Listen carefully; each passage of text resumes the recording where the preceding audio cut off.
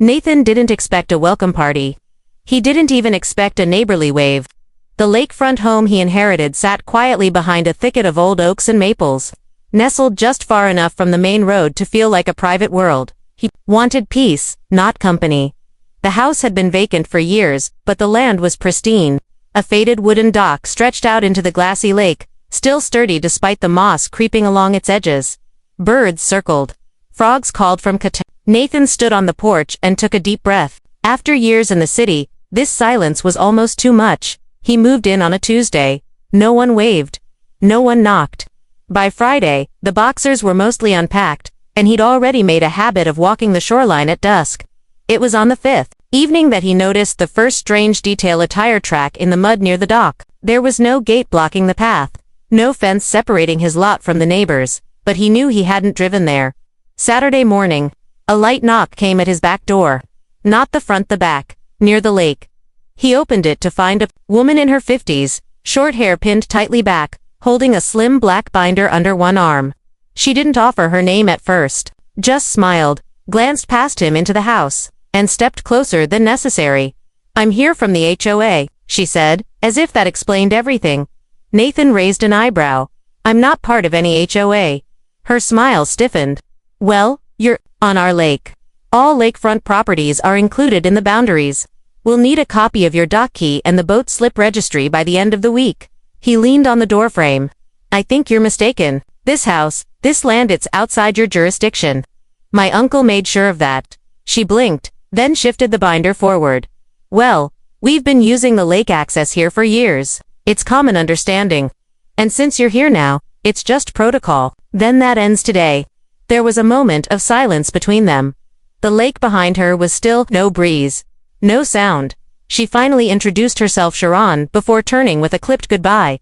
Nathan didn't watch her walk away. He was already pulling out the deed paperwork from the bottom of a moving box. It was there, in black ink and fine print.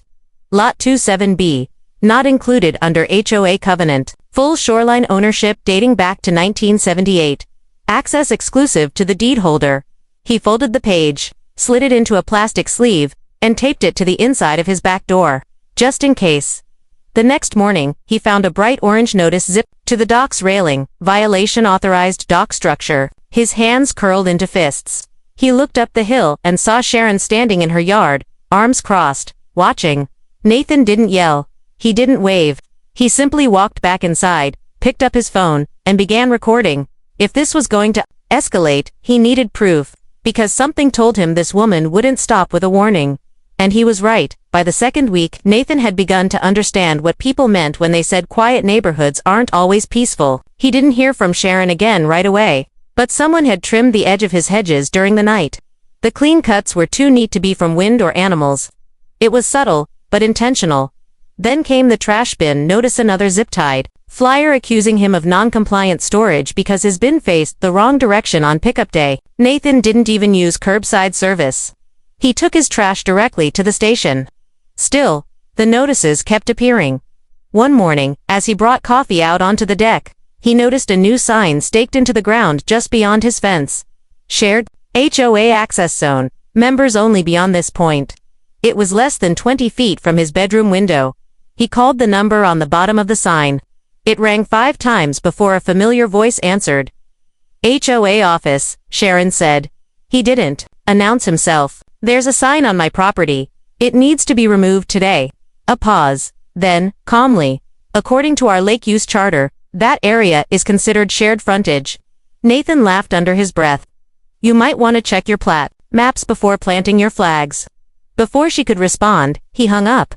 That evening, Sharon returned, not alone this time. A tall man with sunglasses and a camera followed close behind her. They walked the perimeter of Nathan's dock, took photos of his kayak, measured the width of his ramp. Neither of them said a word. Nathan stepped out onto the deck. "You're trespassing." The man said nothing. Sharon smiled without looking up, documenting evidence. "For what?" She finally looked at him. "You'll find out soon enough." That night, Nathan began to dig deeper. He visited the county office, requesting all historical property maps for his lot and surrounding parcels. The clerk raised an eyebrow when he saw the address. "You live near the water." "Right on it." The man nodded slowly. That area's seen some disputes before. Most people just go along with the HOA to avoid the noise. I'm not most people, Nathan said. Back home, he spread out the maps on his dining table, marking out every inch of the shoreline his deed included. Not only was his property outside HOA jurisdiction, but it intersected part of what the HOA labeled as their access strip. That meant Sharon had been trespassing for years and she knew it. The following morning, Nathan installed 2 trail cameras along his fence line. Nothing covert, he wanted them to be seen. When Sharon returned 2 days later, clipboard in hand, she paused at the edge of the property. The cameras were aimed right at her. For the first time, she didn't cross. Instead, she called out, "You know, this could have gone a different way." Nathan remained on the porch. "Still can. All you have to do is stop pretending this land belongs to you." Her smile this time wasn't polite. It was sharp. "Oh, I don't pretend. I just enforce." Then she turned and walked away, the man with the camera trailing behind like a silent shadow. The next morning, Nathan received a thick envelope in the mail. Inside was a formal notice from the HOA, citing him for non-compliance, obstruction of community resources, and failure to provide access credentials. The final line read, "If no response is received within 7 days, legal escalation will begin." Nathan folded the letter, slid it beside his deed copy, and smiled. They were playing a game with rules they didn't understand, and he was done being polite. The following days moved slowly, like the lake itself still on the surface, but something stirred beneath. Nathan kept to himself, sticking to the property lines, ignoring the HOA's letters. He didn't reply. He didn't need to. But then, the lock appeared. It was early, barely light outside when he stepped onto his deck with a mug in hand and noticed something metallic glinting at the dock gate. His pace quickened. There it was, a thick steel chain wound tightly around both sides of the entrance post, sealed with a heavy-duty padlock. Bright orange tape fluttered in the breeze, printed with the words, "Restricted HOA Controlled Zone." There was no signature, no contact number, no explanation. Nathan stared at it for a long moment, then reached for his phone. His trail camera had a clear view of the dock entrance. He rewound the footage and watched at 2:43 a.m. A figure in a hoodie crept down the path with a bolt cutter in one hand and the chain in the other. Sharon, no hesitation, no flashlight. She knew exactly where everything was. Her face glowed faintly in the infrared lens when she looked up and smiled, as if she knew she was being watched and didn't care. Nathan downloaded the footage and saved copies in 3 locations. Then he made a quiet call to the sheriff's department. The deputy who answered didn't sound surprised. "Another HOA conflict on the lake. I've got video of someone trespassing and chaining up my property. That'd be Sharon, I take it," the deputy said, his tone almost bored. Nathan blinked. "You've dealt with her before. She's filed more complaints in that area than anyone in the county. You wouldn't believe how many we toss out, but if you've got footage, we can log a formal report." Nathan drove into town that same afternoon, filing the complaint in person. The officer on duty raised an eyebrow as he watched the footage. "She didn't even wear gloves. She doesn't think the rules apply to her," Nathan said. "Sounds about right." Back at home, Nathan removed the chain carefully. He didn't cut it, he photographed it, documented its placement, and set it aside in a bin. Proof, his fence wasn't just wood and nails anymore, it was evidence. That night, headlights flared near his gate. A silver SUV pulled up just past the mailbox, and once again, Sharon stepped out, clipboard in one hand, camera in the other. But she wasn't alone. This time she brought 2 others, a man in a blazer who identified himself as the HOA's legal consultant, and another man holding what looked like surveying equipment. Nathan stood behind the gate, arms crossed. "You're not allowed back there. We're conducting a boundary review," the consultant said, as if reading off a script. "County property lines are already documented. You're wasting your time." Sharon stepped forward. "You've made this hostile, Nathan. It didn't have to be like this." He didn't move. "Then go file your case. We'll let a real judge tell you where this line is." The man with the survey gear glanced nervously at Sharon, then stepped back.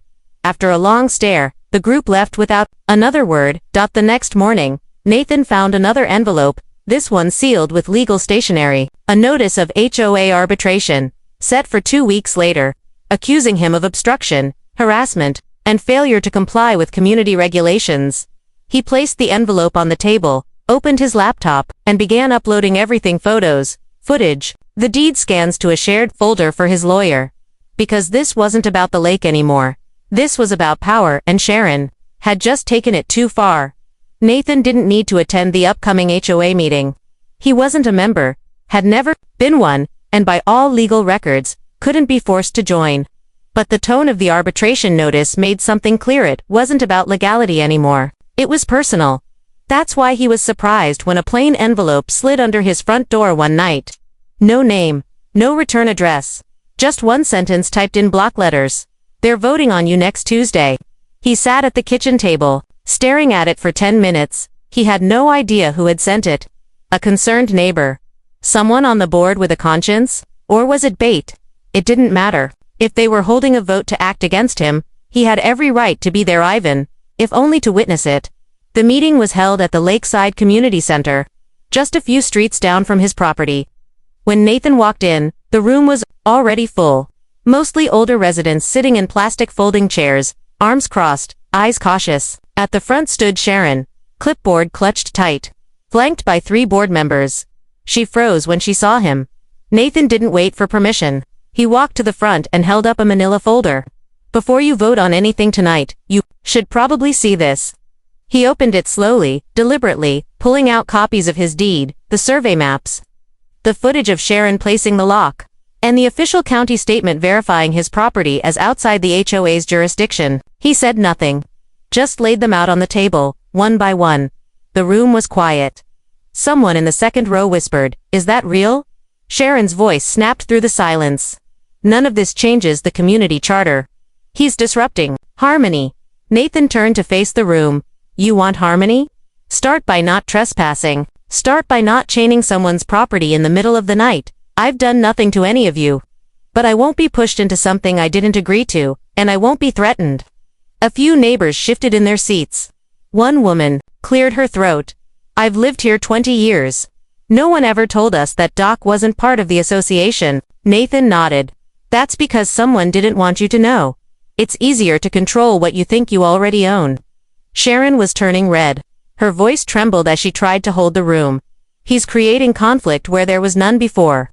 "No," Nathan said calmly. "You did that the moment you stepped onto my land and pretended it was yours." For a moment, Sharon looked like she might speak again. But instead, she turned away from the board and walked to the back of the room, quietly whispering to one of the consultants. The board chair cleared his throat awkwardly. "I believe this, matter needs legal clarification. Until that happens, I suggest we table this discussion." No one objected. No one looked at Sharon. Nathan picked up his folder and left without another word. He didn't need to win them over. He just needed them to see the truth. But what he didn't know, what he couldn't have predicted, was that Sharon wasn't done. The next day, 2 more notices were taped to his property. One accused him of unregistered use of watercraft. The other warned of daily fines for refusal to comply with emergency lake rules. Nathan took them down, photographed them, and added them to the growing file. The message was clear. Sharon had lost control of the room, but she still intended to win the war, and Nathan had a feeling her next move would be far less public. The lake was quiet again, but Nathan had learned that quiet didn't mean safe. A week passed with no confrontations. No new flyers, no midnight visitors. But he didn't trust it. The silence felt staged, like something was coiling in the dark, waiting to strike where it hurt the most. Then it came. A letter from the county. Not from the HOA. Not from Sharon. This one was official. Nathan opened the envelope carefully. The seal bore the mark of the local zoning office. The letter inside was straightforward but unsettling. It read, "We have received a formal complaint regarding unpermitted dock construction and obstruction of public water access. A site inspection is scheduled to take place this Thursday. Please be prepared to present all relevant documentation." Nathan stared at the page. Sharon had taken it up a level. She'd gone outside the HOA and triggered the county. If they ruled in her favor, even mistakenly, it could mean fines, forced removal of the dock, and years of legal entanglement. But Nathan wasn't unprepared.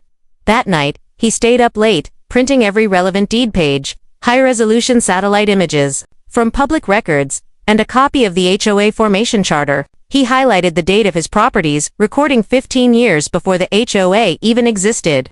His shoreline wasn't public, it was older than the HOA itself. He even had video footage showing Sharon using the dock without permission long before the dispute began. When the inspector arrived that Thursday morning, Nathan greeted him calmly. A middle-aged man in a windbreaker stepped out of a county truck with a clipboard, walking with the slow, measured pace of someone used to neighbor drama. Name's Cale. Just here to verify access points and boundary disputes. Nathan offered coffee, which Cale declined, but he agreed to walk the property. As they moved along the dock, Cale scanned everything, measuring, photographing, checking the layout against his maps. Nathan stayed silent until they circled back to the gate. Then, he handed Cale the folder. Cale read carefully, pausing at certain pages, frowning in concentration. After 15 minutes of quiet flipping and scanning, he let out a low breath. I'll be honest with you. This isn't the first time I've seen complaints from that HOA. Usually, they're about fences or trash bins. This one's different. Nathan didn't respond. Cale tapped the last page. She said this dock blocks public access. But according to this map, this shoreline isn't public, it's deeded. You could close this entire dock to everyone and still be within your rights. That's exactly what I've been trying to explain. Cale nodded slowly. Well, now it's on record. I'll file my report. But I'll also include a recommendation for a cease and desist if the HOA makes another false claim. Nathan exhaled, tension easing for the first time in days. Appreciate it.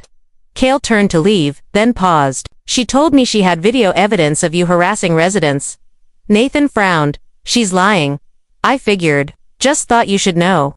That night, Nathan couldn't sleep. If Sharon had resorted to fabricating evidence, what else was she willing to do? He checked his trail cams again. Reviewed every minute. No one had stepped foot on his land in days, but he still installed a new motion sensor, added lights along the back trail, and put up a new sign at the dock gate. Private property, not part of HOA. Trespassers will be recorded. The message wasn't just for Sharon anymore. It was for everyone, watching, because Nathan had no doubt she was planning something else, and next time, she wouldn't just send letters. She'd try to destroy something. 3 nights later, Nathan heard the sound. It was faint metal on wood, sharp and deliberate, not the rustling of wildlife or the settling creak of trees. This was a human sound. Someone was on his property. He didn't move right away. He simply reached for the small monitor next to his bed, linked to the infrared trail cams. He tapped back through the last 5 minutes of footage and there it was. A figure hunched at the edge of the property line, hoodie up, face obscured. The person moved fast, snapping a wooden stake in half with a crowbar and tugging at the support beams of his new shoreline fence. Nathan hit record, slid the backup drive into place, and called the sheriff's office. They told him to stay inside, but he did and single quotes T. He stepped out onto the porch, floodlights on full blast, camera in hand. The figure was gone, but the damage wasn't. 4 posts yanked up, 2 boards cracked, a section of wire fencing completely ripped down. He walked the line until he found the edge of the breach. And there, resting on the ground, half buried under leaves, was the crowbar. He picked it up, turned it in the light, and spotted what he expected: a faint set of initials etched into the side, S.M. He didn't need a forensics team. He didn't need to guess. The next day, Nathan filed a second police report. This time, he brought everything: the crowbar, the footage, and the damage assessment from a contractor he'd called at sunrise. The sheriff didn't hesitate. She crossed the line this time. You think they'll actually press charges? Nathan asked. If she sets foot on your property again, the deputy said, don't call us. Call the county prosecutor. Word spread faster than he expected. That afternoon, 2 of his neighbors showed up. Not HOA board members, just residents. They came quietly, offering soft apologies, claiming they'd had no idea things had gone this far. One of them, a man named Greg from 3 houses down, looked uncomfortable. I just thought the dock was public. I didn't know she was doing all this. Nathan didn't answer right away. He just handed him a copy of the original deed. Greg scanned it, blinked, and sighed. She told us you were lying. Nathan nodded. She's been lying for years. Greg offered a weak smile. You ever think of running for the board? Nathan gave a short laugh. I'm not even a member. Greg looked at the torn fence and didn't laugh back. Maybe that's the problem. Later that evening, Nathan returned to the lake's edge and began repairing the fence himself. As he worked, he noticed something strange. A group of HOA members gathered on the opposite bank. Not saying anything, just watching, he kept working. Just after sunset, a final vehicle rolled up. Sharon's silver SUV. She stepped out, alone, this time, and walked halfway to the gate. She didn't enter, didn't say a word, she simply stared. Nathan didn't look up. He drove the last nail into place, stood up straight, and dusted off his hands. Then, slowly, he turned to face her. "What, now?" he asked. Her eyes flicked toward the dock, then to the new sign, then back to him. "I hope it was worth it," she said. He tilted his head. "I think we're just getting started." She didn't respond. She turned and left, and Nathan realized something as her SUV rolled away. She wasn't scared of getting caught. She was scared of losing control. And with the sheriff, the county, and even her own neighbors backing away, she already had. But the real twist, Nathan wasn't finished yet. The next HOA meeting wasn't just crowded, it was overflowing. People stood shoulder to shoulder outside the glass doors of the community center. Nathan wasn't sure why he'd been invited. The folded invitation showed up in his mailbox like all the others. No envelope, no sender. But he knew it wasn't a coincidence. Word had spread fast about the police report. The torn fence, the county inspector siding with him, and most of all, the evidence circulating quietly between neighbors, on text threads, email chains, and shared USB drives. Sharon hadn't just lost her grip on the lake, she'd lost control of her narrative. So Nathan showed up. No clipboard, no camera, just a folder under his arm, and one very simple goal: say nothing unless he had to. The room hushed when he walked in. Some faces turned away. Others gave small nods. And Sharon, she didn't even look up, the board president, a man named Arnold who hadn't spoken to Nathan before, cleared his throat from the podium. "Before we begin tonight's planned agenda, we need to address an urgent matter concerning alleged property damage and jurisdiction conflicts involving an HOA resident." Whispers passed through the room. Sharon finally lifted her head, her expression unreadable. Arnold continued. "The homeowner involved is here. We'll give him 5 minutes to speak, should he choose." Nathan didn't hesitate. He stepped forward, opened the folder, and set it flat on the front table. "I'm not here to argue," he said. "I'm here to end the confusion." He slid out the documents: his deed, surveyor's map, and the county's letter confirming his exclusive rights. Then, without a word, he tapped his phone, and the board screen flickered to life with a preloaded video. Sharon on camera, placing the lock on his gate. There was no commentary, no dramatic music, just raw footage. She moved quickly in the dark, her face clear, her hands precise. No one in the room made a sound. When it ended, Nathan spoke again. "I've submitted all this to the sheriff, the zoning board, and the prosecutor's office. I'm not part of this association. I never was. My property has legal protections, and for the last month, those have been violated again and again." He paused. "I want no part of your politics, your meetings, or your power struggles. I just want to be left alone." He turned to leave, but Arnold raised a hand. "There's more, Mr. Grant." Nathan faced him cautiously, such as Arnold nodded to the side, and one of the board members stood, holding another folder. "This is an internal report," she said, "of expenditures, citations, and enforcement actions initiated by Sharon over the last 18 months. What we found after reviewing your case was a pattern." Sharon finally spoke. "You can't be serious." The board member didn't even look at her. "Nearly 90% of unauthorized actions came from your direction. We've confirmed at least 5 other property owners were cited without base, of whom weren't HOA members either." Gasps rolled through the crowd. "I acted to protect our community," Sharon snapped, voice raised now. "You gave me that authority. And now we're taking it back," Arnold said. Silence. Then Arnold turned to Nathan. "We apologize. You were right to defend yourself. And we intend to correct this, starting tonight." Sharon stood slowly, lips pressed tight. She didn't shout, didn't argue. She walked out, past neighbors who once followed her orders. None of them made eye contact. Nathan didn't smile. He didn't feel like celebrating. Because while the room turned on her, he knew something they didn't. Sharon wasn't the kind of person who backed down. She was the kind who waited. And Nathan had a feeling she still had one move left. For weeks after the meeting, the lake was finally quiet again. No more orange notices. No early morning intrusions. No chains or false citations. Sharon's absence from the HOA was immediate and total. Shay didn't show up to vote, to object, or to explain. Neighbors started waving to Nathan. Some even brought over coffee or offers to help fix the last stretch of fencing. One family, who admitted they'd lived in fear of Sharon's fines for years, apologized for never speaking up. Nathan told them it was fine, but he didn't forget how fast silence can turn into complicity. Still, peace felt earned. Then came the letter. It was in a cream-colored envelope, handwritten, placed delicately in his mailbox without postage. It wasn't from the HOA. It wasn't official. Just a folded page and a single sentence. Check the deeds again. Carefully. Nathan read it twice. He spent the next 2 days poring over every document he had, every county plat, every historic transaction logged in the archives. He knew his own lot inside and out, but that wasn't what the letter was about. The warning wasn't telling him to look at his property. It was telling him to look at others. Nathan zoomed in on one of the satellite overlays from the assessor's website. Then his eyes stopped on a curious detail: an unlabeled strip of shoreline, about 30 feet wide, wedged between 3 houses across the lake. It wasn't part of any official parcel. Not HOA property. Not county. Just ... unclaimed. He dug deeper. Buried. In the original land surveys from 1975. The unclaimed shoreline had once belonged to the same owner who held Nathan's lot. It had been subdivided, sold in pieces, but that strip had never officially transferred.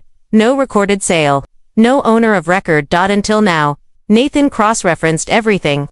The legal chain of custody led back to his uncle, and his uncle had never sold it, which meant Nathan now owned it. He filed a quiet land claim with the county, bringing the original deeds, historical maps, and notarized documentation. The county clerk blinked twice when she saw the paperwork, then handed him a form with a knowing smile. Looks like you just got yourself a little more lakefront. That strip. It ran directly behind the homes of 3 of the loudest board members who had backed Sharon during her campaign against him. They had docks, fire pits, kids' playsets on what they thought was their backyard, but legally, it now belonged to Nathan. He didn't do anything at first, just walked the shoreline one afternoon, a rolled measuring tape in one hand and a survey flag in the other. It didn't take long before curtains rustled. One man came outside, confused. Another woman asked if there was construction coming. Nathan just smiled. No construction, just checking on some boundary lines. He didn't need to say more. The HOA knew. The neighborhood knew, and Sharon. She hadn't moved. Her SUV was still parked in the same spot. Her lights still flickered on, at night, but she hadn't spoken to anyone, not publicly. Then one morning, Nathan found her waiting at the end of his drive. She wasn't angry, just tired. You could evict them, she said, nodding toward the homes now sitting on land he owned. Or start charging them access fees. You'd win. Nathan studied her. Is that what you would have done? Her jaw tightened. Yes. He nodded slowly. Then that's why you lost. She didn't reply, just got in her SUV and left. Nathan turned back toward the house, passing his gate and stepping onto the dock. The water was calm again, and this time it felt real. Because Sharon hadn't just been removed, she'd been replaced by someone who understood the rules, and how to bend them without ever breaking a single one.